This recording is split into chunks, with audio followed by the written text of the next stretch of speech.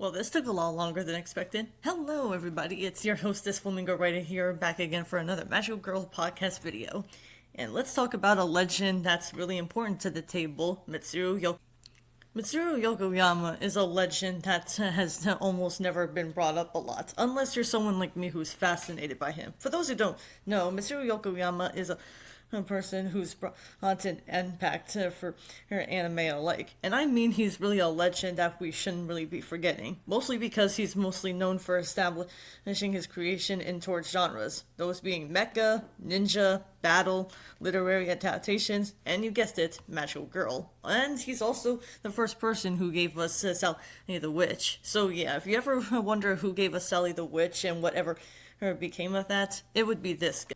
However, I myself don't really have the time, or nor do I have the own tools for the job, because while Mitsuru Yokoyama is a person that I would look up to, especially when it comes to his resume, I don't really have the time and I don't have the right materials for it. But as much as I want to talk about Sally the Witch, we're not talking about that today. No, instead, you're looking at the title and we're looking at one of his other projects that he's made, Princess Comet, or as some places call it, it's Miss Baton Girl Princess. But I'm calling it Princess Comet for short, but I'll put the real title above.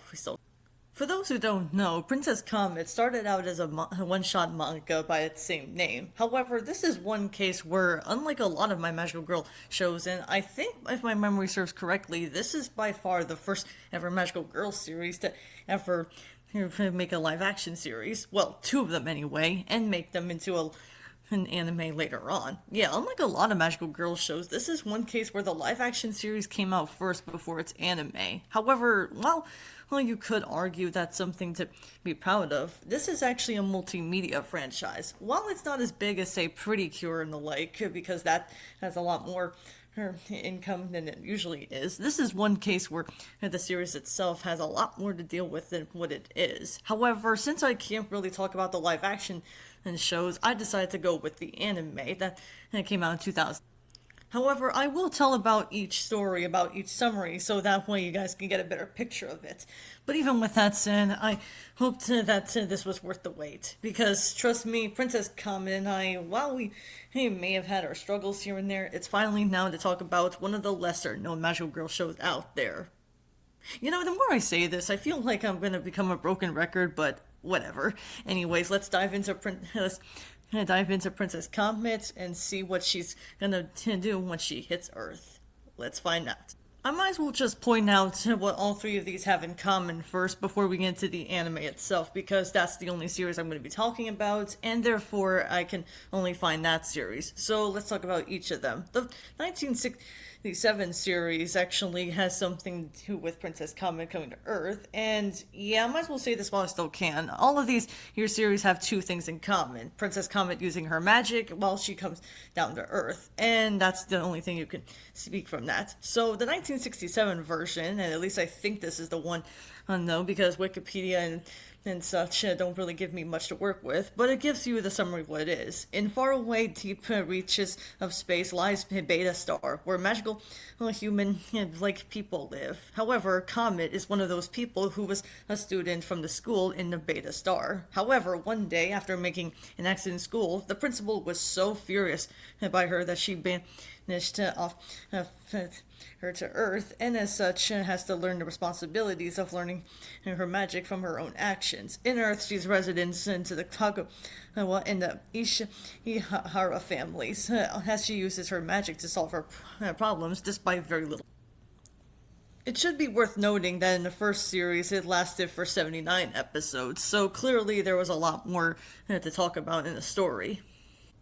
In the second series, it's more or less the same, but in different ways. See, in this year's series, Princess Comet, in the 1978 series, she's greeted with being a student from the place called Virgo Star System, where she is embarked to studies and trips hope for her to graduate. However, her assignment is to, quote, search for the most beautiful things on the planet, and she chose to settle on. Which, yeah, and she uses her magic baton to solve her own problems. And she also lives in a family known as the Sawano family, where she works as a housemaid. Stuff like this is what I mean when I say that Princess Comet has its own reinvention of stories. But honestly, I have to at least stop here for a second and I have to at least admit, when you come right down to it, this is basically saying that Princess Comet never had a set in stone origin story, which I feel like that gives a little more leeway. Some people can say they should have a set in stone own premise with their own story, but I personally don't think there's a problem with each of the story as long as you have that. But neither of those are what we're looking at today. Like I said, we're looking at the 2001. But I should also point out that in the 1978 series, yeah, I'm so tongue-tied with these here titles. Anyways, in the second series, it only lasted for 68 episodes. So, while still a lot of story, they don't give you as much as the first series to work with. So, I might as well go with that. However, in the 2001 series, it actually has more of a premise going. So, let's talk about that and see, hey, why not many people talk about it. In theory, I guess. In the 2001 series, she does come to Earth and use magic as her own and to solve her own problems, but this is how it goes. Deep within the universe lies a place called Triangle Nebula, a star cluster ruled by 3 monarchs of the Harmonica Star, country, those being the Castanet country and the Tambourine Star country.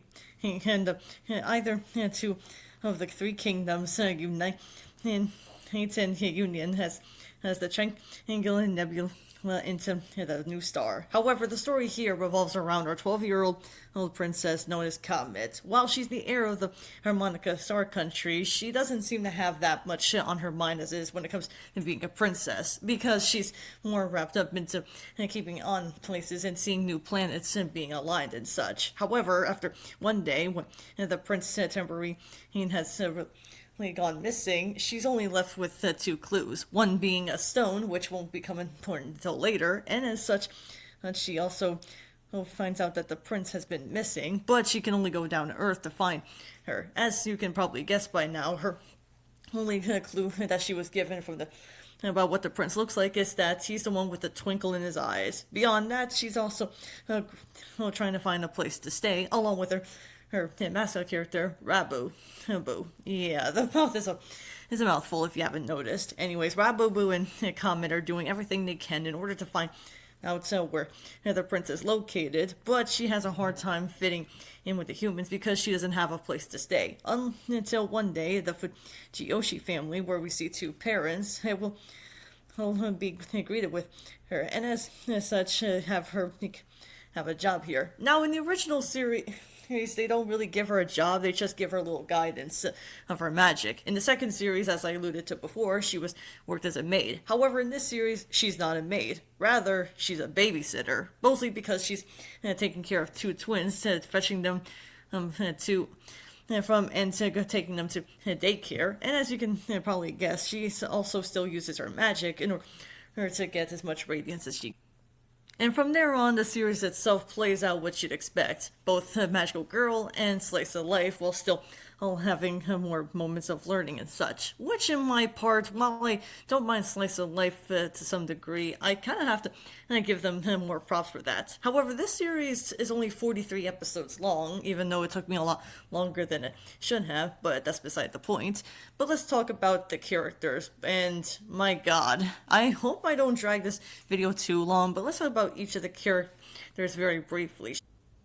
I mentioned the twins earlier, so let's talk about them first. First, there's Ushi and Nene. Both of them are pretty much what you expect from little kid characters. They're very fascinated into Princess Comet's magic, and even more so than you may realize. It's also worth noting that while they do have their ups and downs with Comet, they still banish it by the end of the day that really do care for her magic. And it's worth noting that they're one of the few people who seem to like it. No one seems to suspect it except for them and another kid named Pomi, who I don't really have that much to say about him beyond that he's also pretty much like a little spy or anything like that, but I wouldn't go so far as that because he doesn't really overstay his welcome. Though I do like how Tsuyoshi and Nene look pretty much identical, despite one being a boy and one being a girl. But even with that said, they're still pretty cutesy in their own way. They also manage to stick by each other, even if they have their bickered moments.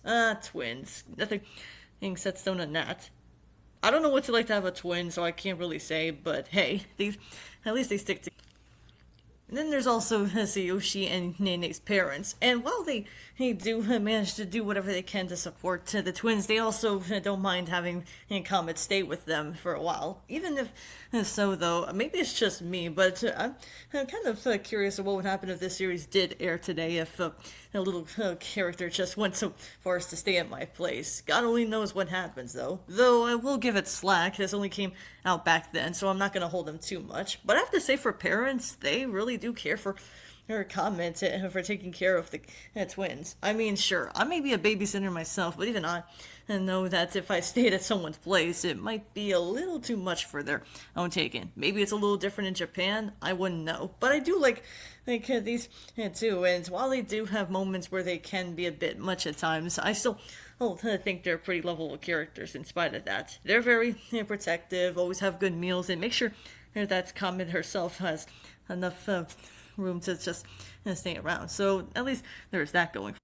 I did mention that she was a princess, so there's the parents here, and I have to say, despite them being okay with that their daughter tries to find the prince and everything like that, Comet's parents are very supportive of anything. On occasion, they do call to make sure that she's doing all right, if anything. And by the way, when it comes right down to how they're taken in, I think it's really safe to say that Comet really took after her mother, because her mother is very calm and soothing. Though, admittedly, her father, while you could say he's bumbling at times, he's still managed to be pretty likable in his own way, even if he really wants to make sure that she's not doing anything horrendous or anything. Not overprotective or anything like that or something, but some very kind to dad, if anything. And you do get to see how much she really does care for her in a lot of ways. And there's, speaking of caring for someone like that, there's also an old man.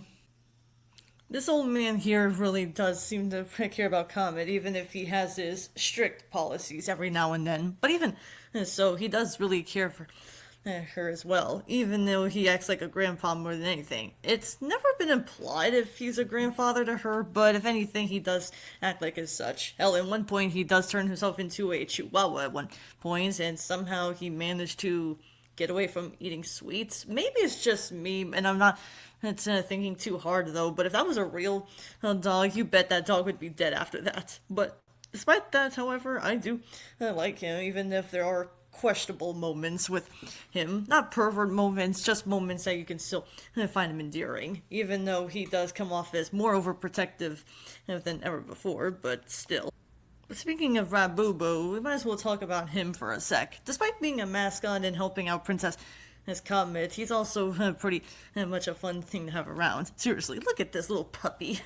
Wouldn't you want to cuddle him or something? Aside from that, however, he does become more than just say what he is at times. While he is basically what you expect from a lot of magical girl mascots, making sure the girl doesn't get into any trouble or being a lot more level-headed, he still manages to show that he's not always perfect. Sometimes he'll do things like he just wants to play around or hang out and such. And there's also his crush, Babu. And honestly, like for a rabbit, that's pretty cool. I know that some people are thinking interspecies or anything like that, but even if she does have her moments where she can be a bit stuck up or anything along those lines, she still manages to pretty much help out at times. But she doesn't really belong to neither of these. She used to be with someone that was really Princess Comet's auntie. Yeah, her, who happens to be her mother's younger sister, actually manages to be pretty fine in her own way. I'm not gonna lie, when I first saw this character, I thought at first it was her mother right away, considering that they both have very similar looks to them. But no, this was actually her mother's younger sister, and as you may have guessed, she gives her usually advice about anything that involves around magic and stuff like that. And while she has come to Earth to live there along with her newfoundling husband, she still manages to be pretty, I don't know if I should spoil this for you, but later on I should probably mention that she gets pregnant. Too bad we don't get to see what her baby would look like, but either way, I still think that's pretty cute. if anything. Honestly, this entire series itself can be called cute in a lot of ways, but I'm getting ahead of myself. So let's talk about some of these other characters, because, oh boy, despite lasting for 43 episodes, it has a nice sizable amount. But we also have these here little fairies known as the sewing people. I'm not so sure why they didn't just call them fairies, but okay. One thing's for sure about the fairies is that whenever they make something, it goes with whatever outfit that they make for their Comet or some other times the other characters. I have to say their sewing basically comes off as saying that they can make any kind of outfit they want. Now, when I first saw these fairies, I thought at first they were going to give her more energy for her own baton, but while they do that accordingly, they only do that only for the outfits they give to Princess Comet and sometimes other characters. But they do wear off eventually, so I guess it goes with the context of what it is. But speaking of her, this is one case where I have to say I do like what they do with her baton in the series. See, despite being made from magic and stuff like that, she usually has to get enough energy from from the sky, and by the radiant sky no less. That's how she gets most of her energy. What really gets to me is that when she loses its juice, she can't really use it. But when she gets more of their star, her radiance inside of her baton, which she usually has to do it around nighttime, Comet can actually use that to her own advance. And she's not the only character who has a baton. Apparently, there's this other character who has one, and her name is Meteor. And before you ask, yes, she is the princess of another country, if anything. One thing's for sure about her that I don't want to talk about her too much because I want to wait till almost near the end of this video or something like that. So let's just say for right now, she's more than what I could say about her in tenfold. And she's also a rival, to put it simply, before we get into that. But she does have a mascot of her own. Mook here happens to help out Meteor to find the princess well, but in the cost though, because honestly, despite Meteor having a very loyal mascots, it seems like she still seems to use him for slapstick and everything. I don't know if it's just me thinking this, but did anyone think that would be funny back then, but nowadays that would hurt? Maybe it's because I'm so much in the corner saying that this really does hurt, if anything. But despite all of that, Mook is very loyal and very wise, even if it takes Meteor to finally realize a lot of stuff. But one thing I should really mention about these mascots, and this is me saying this, however, is that while they are pretty loyal in their own way and look like stuffed animals, it's also worth noting that they do inflate for the princesses or anyone else to get around to a nearby session. But aside from that, they do use the star tunnel. Oh, but Princess Comet herself uses that more than they may think. She usually uses it to transport the stuff as well as places, but if I had to put every picture on here, we'd be here all day. Yeah, I'm sorry if I can't really show too many pictures all at once.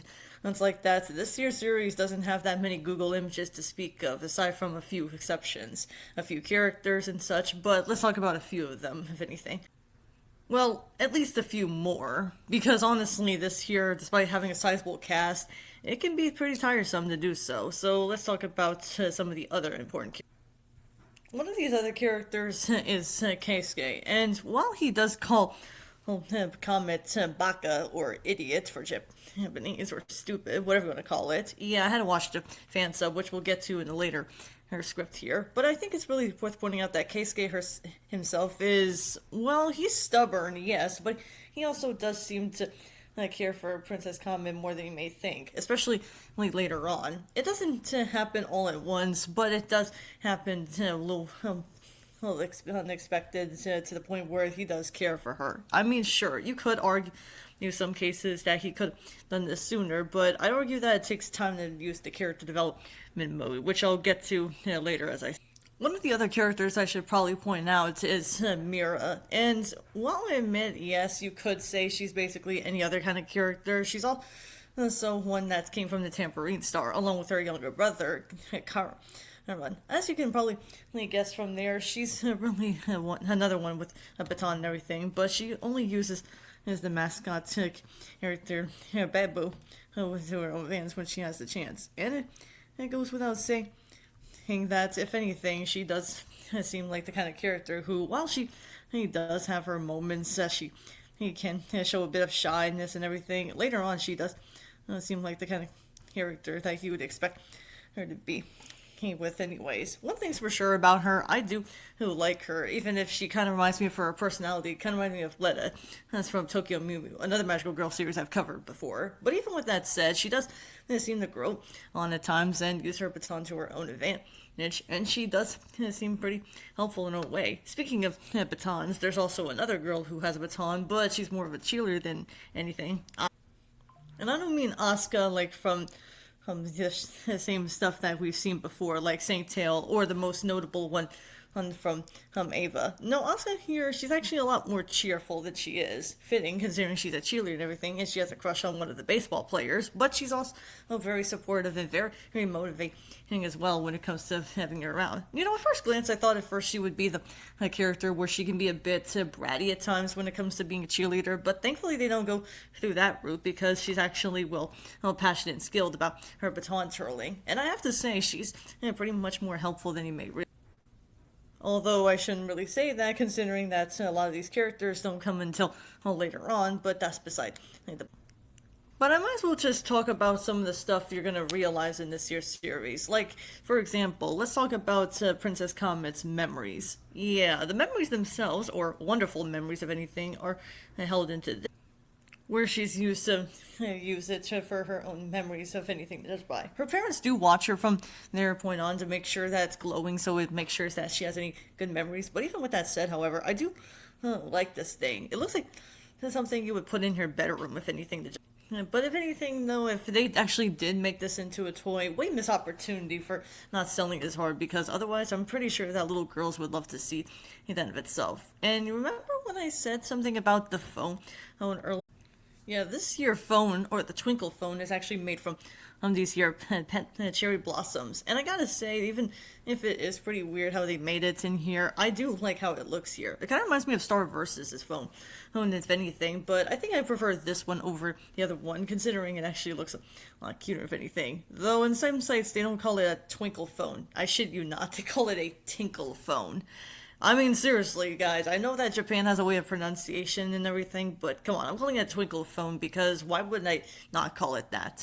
But now that you know most of what happens in here, I think it's only time to talk about one more magical item before we get into anything else anyway. And that, of course, has to do with their pendants. Yeah, remember when I said about their mascots being important? Well, there's also the pendants. So I'm going to show you about 3 of them because they are important. And one of these here pendants, especially Princess Comet's right here, I have to say, I don't know if it's just me, but when I was looking up the toys from this year, I really do love it. Seriously, I go on YouTube Shorts just to see if these are any toys or anything like that, and thankfully they were, and when she puts her hand on it, it glows and makes her into the princess that she is. But she's not the only one who gets a pendant. See, over time, she has her pendant to evolve, temporarily, into something called Love Power, and it's something that it happens whenever Rabu feels warm, including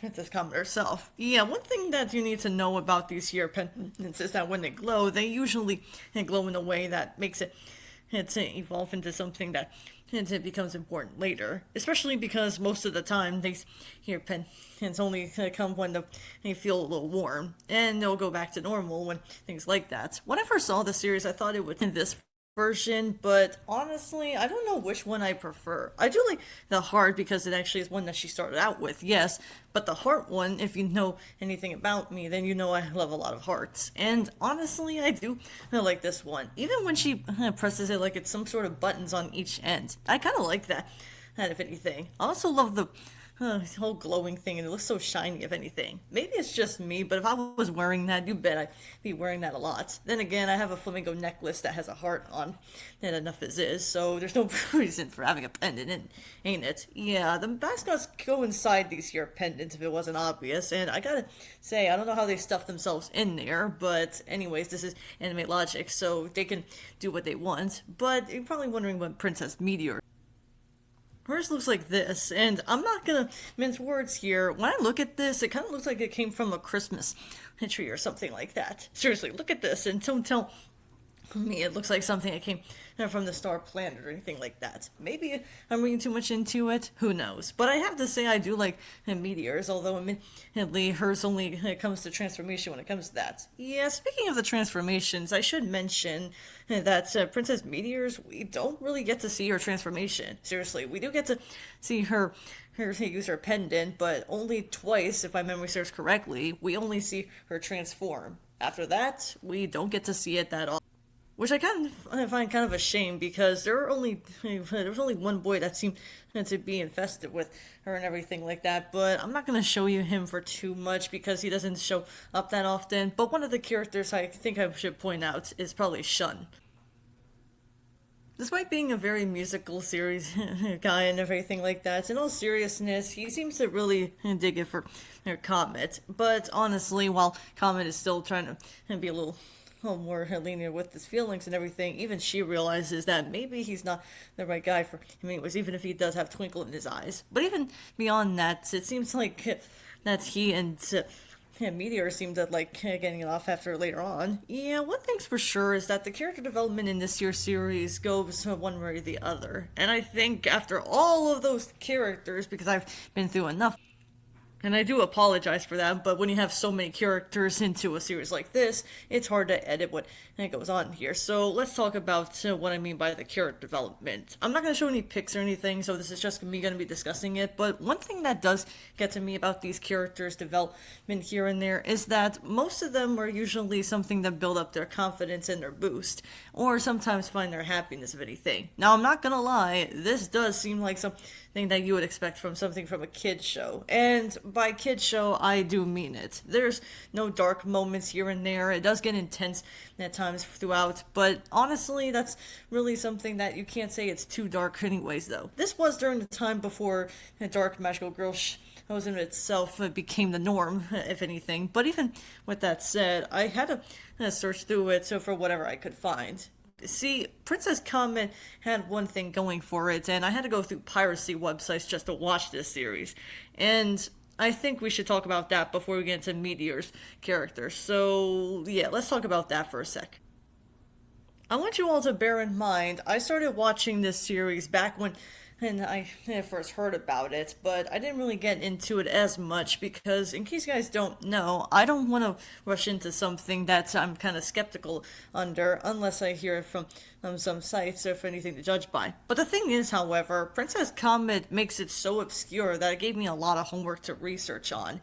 And I'm not gonna lie, that can be a double-edged sword. The series was released on DVD in 2021. Yes, after 20 years after this series has started airing and then ending in 2002, they decided to have a Blu-ray release. Which, if they did have it, I couldn't get it on time. And honestly, I don't really have a DVD player with me, so I couldn't really do that. It's also worth noting that some people did say there was an English dub, but if there really is an English dub, I could not find it. The English dub itself was either something that I couldn't find or there's something that's pretty much lost media. Because either way, the series didn't seem to get into too many places. The only closest things I can find that were close to watching this year would be in Japan, Arabia, and Indonesia. After that, I don't really see many places talk about it. The most you're going to find from these people talking about Princess Comet is through comment sections. And even then, that didn't soften up my problems either. So there is a good news, bad news situation going on our hand again. See, up there with Patalero, this is one case where I couldn't watch this series fully into English subtitles and watch cartoon. You're more than likely to find 22 episodes on that site, but the only way you could find all these episodes is if you go on YouTube. But if you can understand those said places where there are language barriers, then you can watch it for yourself. Otherwise, you're going to have to go through 9 anime to watch it through English fan sub, which is a shame because I feel like this year's series doesn't get brought up that often. And the only time I did get to see people have their own opinions on it is not just from YouTube comments, but as well as some people who put it on their All Magical Girl openings lists, which I'm still a sucker to this day. Though honestly, I'm pretty sad of the fact that this year's series doesn't get brought up up that much, but I can also say that this is also during the time there was the 2000s era. So bear with me for this quick little side tangent, because can I just take a moment and explain something that I need to get off my chest while I still can?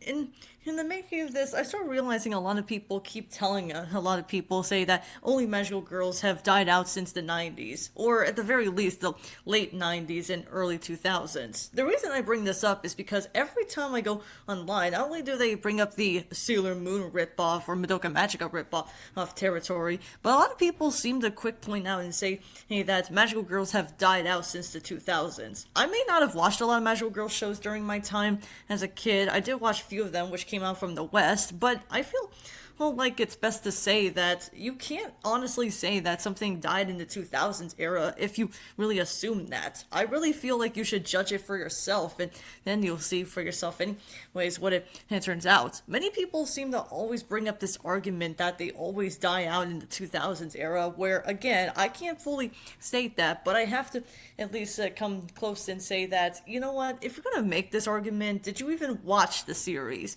Or at the very least, did you at least see other people's opinions on it? Now with Princess Comet, I can't really say that they haven't seen it, or at the very least, maybe they've never heard of it, because guess what?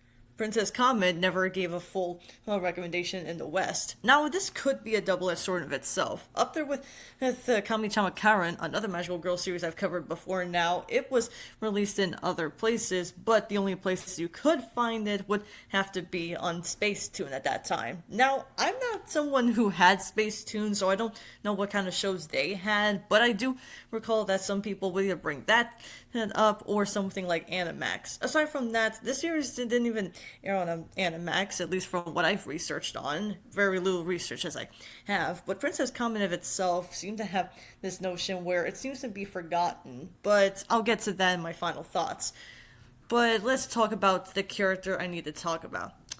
Princess Meteor. Okay, up there with a lot of the spoiled girls out there, can I just talk about Princess Meteor for a quick minute or two?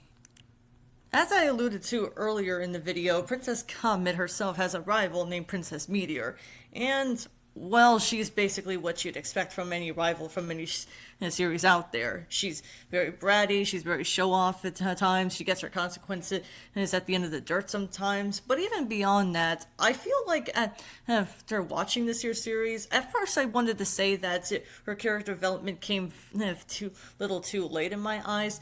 But I want to add something that I need to say. Whenever someone brings up a spoiled character, especially one that's in a magical girl setting, some people say that they're never going to get character development in the making. And I don't really fully agree with that. There have been plenty of magical girls out there that have rivals, and even then, whether they're there to be a magical girl or not, really depends on that. Yeah, I've seen plenty of magical girls that have rivals, and yet still they have their own magical girl whole way of doing it. Hell, they even have rivals that do get development. Umi from Magic Knight Ray Earth, or the most common one people bring out, Ray, from Sailor Moon, or maybe some others, like say, you get a main focus like Chocolat from Sugar Sugar Room. But honestly, while I can't really judge how these people write their characters, because I'm a writer myself and I only tell myself how to write characters, I think it's only fitting to say that Meteor is not one of those characters where she doesn't get development. Though, admittedly, her development comes across as a little too late for some people. I'm not gonna lie, Wikipedia,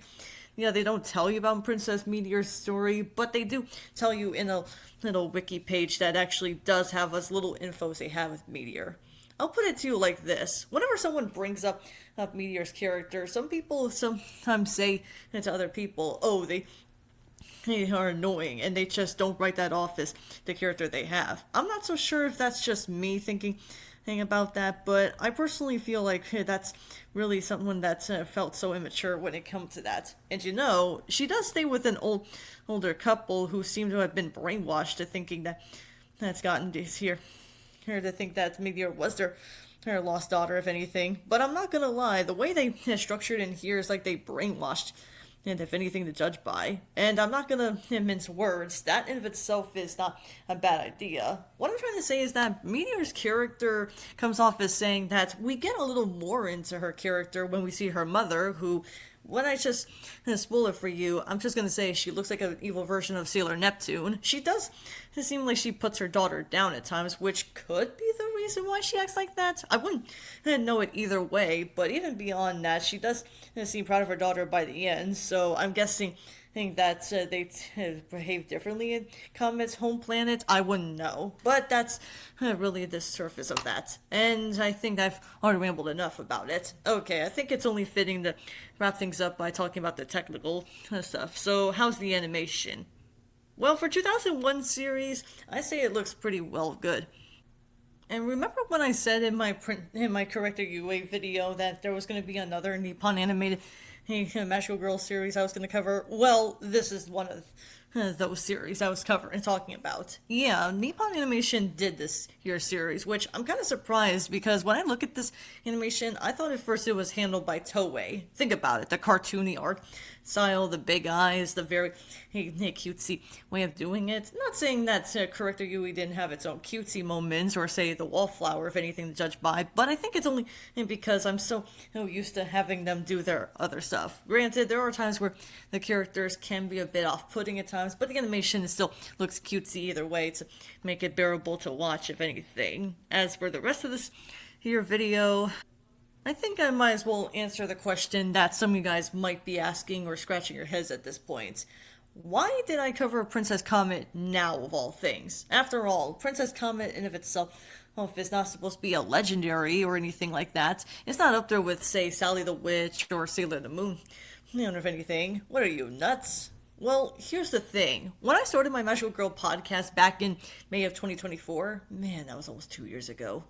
Yeah, in 2024 alone, I wanted to do a Magical Girl podcast when I started my channel out. And to be as blunt as I can be, this is one case where I feel pretty bad that I never got the chance to talk about this sooner. I would have put this on the podcast as eventually because I actually did see clips of this on YouTube back in 2024 when I was still looking for more Magical Girl shows at the time. Princess Comet was definitely on my resume, but it took me a long while to get into it. And as you may have guessed, it took me a lot longer to get into your series when I could have been watching it sooner. Yeah, needless to say, last week I couldn't really watch the rest of this year's series, and while it wasn't because I lost electricity, thankfully that never happened to that, especially during a snowstorm for where I'm coming from, but it's also because I really didn't know if I was going to finish it right at first glance. This has the same length as Saint Tail, but honestly, for Princess Comet, I have to say for a series like this,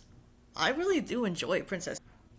Don't get me wrong, I know that there are some flaws here and there that some people may have a problem with, but I don't really think it's that much of an issue anyways. Comet is not like your average Magical Girl show out there. She's calm, collective, and not as clumsy, but even with that said, however, she's not meant to be a perfect character. She still has her moments of shine and now and then, but hey, at least she's a lot calmer, and what's more, her voice is very soothing, unlike most of the Magical Girl shows I've covered where they have high-pitched voices. But I'm guessing the only reason why this here series never really came into fruition is because it never got a physical release, but only got a Blu-ray release. If you can find this series in your own way, you can watch this for yourself. I just wish it got more recognition than it did, but that's beside the point. And with that, would I recommend Princess Comet with the other shows I've talked about that don't get as much recognition? Yeah, I would. I mean, sure, I wouldn't guarantee it to be appealing to everybody, but honestly, I think it's an important enough piece to give it a recommendation. Mitsuru Yokoyama may not be here anymore, but his legend still lingers with us to this day, and I do commend him for that. I do apologize in advance if this podcast episode took longer than expected, but that's what happens when you have a schedule in real life. That happens to bumble around at times. And even if I do like Princess Comet, I really do recommend it for those who are into Magical Girl shows, or at the very least want to check out something that's rather obscure. I mean, this series is popular at other places, but if you're someone like me who's from the West, it probably doesn't say a lot anyways. I'm not really some public figure to recommend anything out there, but at least try to give it a recommendation of anything. So next time, oh boy, we're going to be talking about another Magical Girl series, but I'm gonna try to do a live stream for myself to show you how I do my own trading cards. And if it doesn't happen like that, I do apologize for the schedule to be, well, up in arms. This past month has been a roller coaster, if I'm being honest. But with that said, I hope to do my own live stream in my Flamingo's writings because I really need to do more of those. But until then, I thank you all so much for watching. I'll see you all next time. And as always, stay Flamingo-tastic. I'll see you all around.